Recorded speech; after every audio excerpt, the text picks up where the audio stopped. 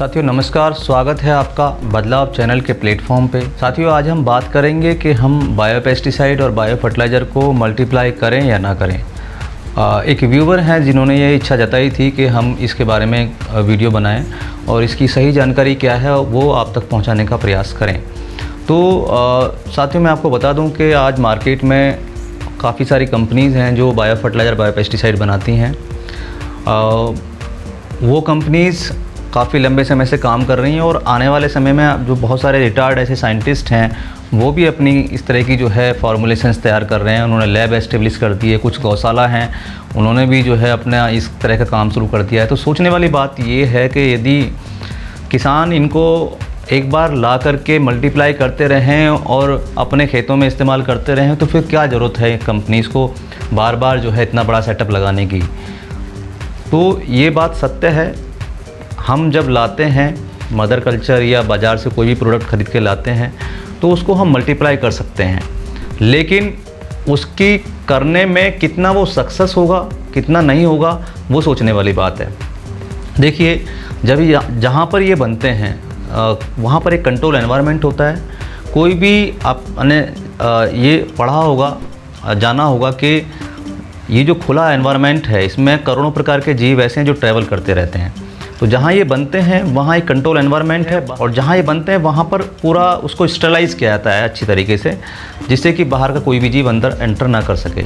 और जब इसको पैकेट में भी पैक किया जाता है तो भी एक प्रॉपर नमी, पीएच और उसके लिए जो प्रॉपर जो है भोजन की व्यवस्था उसी के अंदर होता है, क्योंकि उसको सिस्ट फॉर्म में डाला जाता है और उसी तरीके से उसको पैक किया जाता है। जब हम अपने पास उसको लाते हैं तो हम अगर लिक्विड में मल्टीप्लाई करते हैं तो उसमें कंटामिनेशन होने के चांसेस बढ़ जाते हैं, लेकिन इसको हम कर सकते हैं कुछ 1 या 2 या 3 बार कंपोस्ट में कर सकते हैं। जैसे आपने कोई भी कंपोस्ट ले ली, वर्मी कंपोस्ट है या गोबर की सड़ी हुई खाद है या आजकल सफल कंपोस्ट या एनरिच्ड कंपोस्ट आती हैं मार्केट में बहुत सारी, उनको आप ले लीजिए। मान लीजिए 1 किलो है या 1 लीटर है, आपने 200 से 500 किलो जो है कंपोस्ट खाद ले ली और उसमें उसको नमी प्रॉपर बना करके उसमें उसको डाल दिया आपने, लिक्विड फॉर्म हो चाहे पाउडर फॉर्म हो।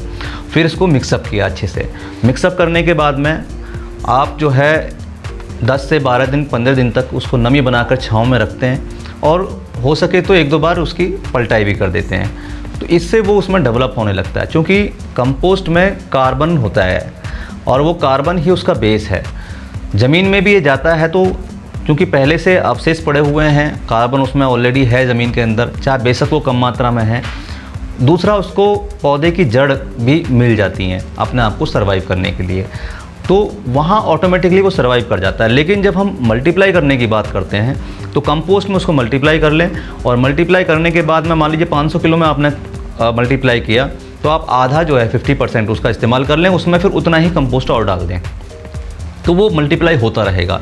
लेकिन ये प्रक्रिया भी ज़्यादा लंबे समय तक नहीं चलेगी, क्योंकि जैसे जैसे एनवायरनमेंट में दूसरे जो जीव हैं वो उसमें समाहित होते जाएंगे और उसमें कंटामिनेशन के चांसेस बढ़ते चले जाएंगे। और ये लिक्विड में तो बिल्कुल भी नहीं होता है, क्योंकि लिक्विड में कंटामिनेशन होने के चांसेस ज़्यादा रहते हैं। इवन एक बात और भी है कि यदि हम किसी भी लिक्विड को या पाउडर को, इस तरह के जो बायोपेस्टिसाइड हैं, बायो फर्टिलाइजर्स हैं, उनको हम खोल के इस्तेमाल करते हैं तो भी गलत है।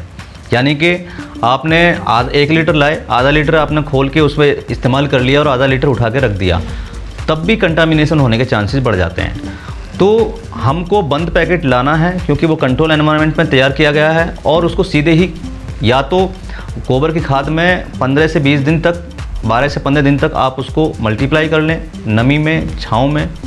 अगर आप सीधे इस्तेमाल करना चाहते हैं तो बहुत सिंपल तरीका है, आपने कंपोस्ट में डेवलप किया या डायरेक्ट लाए, आपने गोबर की खाद मिट्टी में मिलाया और सीधे अपने खेत में डाल दिया, क्योंकि ज़मीन के अंदर ऑलरेडी जीवंत कार्बन है।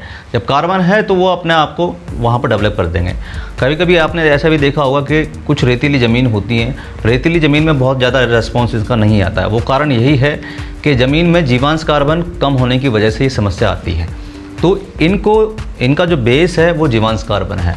अगर कार्बनिक खाद या जीवांश कार्बन आपकी ज़मीन में है तो ये प्रॉपर तरीके से काम करते हैं और कुछ हद तक अगर बढ़िया काम करते हैं तो वो जड़ों के साथ भी अपना कोलैबोरेशन बना लेते हैं। जैसे एजिटोबैक्टर है, पीएसबी है, ये जो बैक्टीरिया हैं ये जड़ों के साथ अपना कोलैबोरेशन बना लेते हैं और लंबे समय तक जो है, जब तक फसल खड़ी है तब तक काम करते हैं। तो मैं समझता हूँ कि आपको चीज़ें समझ आ गई होंगी, क्योंकि बाज़ार से ला कर के आपने मल्टीप्लाई करना है तो कंपोस्ट में कर लीजिए, वो भी 1 या 2 बार, ज़्यादा बार ये नहीं चलेगा, और लिक्विड में तो बिल्कुल नहीं हो पाएगा, ये फैक्ट है। तो बाकी आप मैं समझता हूँ कि अगर कोई किसान ने ऐसा किया है कि जो उसको रिज़ल्ट मिला है या उन्होंने कोई टेस्टिंग कराई है, तो आप मुझे कमेंट्स में बताइए कि ऐसा भी हो सकता है। बाकी जो मैंने रिसर्च पेपर और वैज्ञानिक लोगों से बात की है, उनके आधार पे मैं आपको ये बात बता रहा हूँ। इससे भी दूसरी चीज़ ये है कि इनको आप अपने यहाँ डेवलप कीजिए, जैसे जीवामृत है। जीवामृत में ऑटोमेटिकली करोड़ों प्रकार के जीवाणु हैं, मित्र जीव हैं, उनको आप इस्तेमाल कर सकते हैं। इसके अलावा वेस्ट डिकम्पोजर में जो देसी गाय से हैं उसमें पीएसबी भी मिलता है, और ट्राइकोडर्मा भी है, और सूडोमोनास भी है, जैसा उन्होंने बताया है उसकी टेस्टिंग में, तो उनका आप इस्तेमाल करिए। पूसा वाला कैप्सूल है वो आप इस्तेमाल कर सकते हैं। और जितना भी जो ऐसे खरपतवार हैं जिनको पशु नहीं खाते हैं, आप उनसे फॉर्मुलेशंस तैयार कीजिए। लस्सी आपके बीच में है, छाछ है, उसका आप इस्तेमाल कीजिए, और जो देसी तरीके हैं उनका भी इस्तेमाल कीजिए। यानी कि अगर हम कीट को कंट्रोल करने की बात करते हैं तो कीट के लिए येलो ट्रैप है, ब्लू ट्रैप है, फेरोमेन ट्रैप है, ट्राइकोग्रामा कार्ड्स हैं, जो ट्राइकोग्रामा चिलोनिड्स करके जो जीव आता है वो आपको लैब में मिल जाता है, तो उनका आप इस्तेमाल कीजिए। तो और बायोपेस्टिसाइड्स में नीम ऑयल है, करंज ऑयल है, इनका आप इस्तेमाल कीजिए। तो टिकाऊ खेती और जैविक खेती करने के लिए और बहुत सारे ऑप्शंस हैं। तो पूरी तरीके से आप बाज़ार पर ही निर्भर रहें, ये भी ज़रूरी नहीं है। कोशिश कीजिए कि आप जो थोड़ी मेहनत करके अपने ही फार्म पे वो सारी चीज़ें डेवलप करें। या मन में कोई सवाल है तो आप कमेंट्स करके पूछिए, और बदलाव चैनल को सब्सक्राइब कीजिए, लाइक और शेयर कीजिए, और बने रहिए हमारे साथ। बहुत बहुत धन्यवाद, बहुत बहुत शुक्रिया, नमस्कार।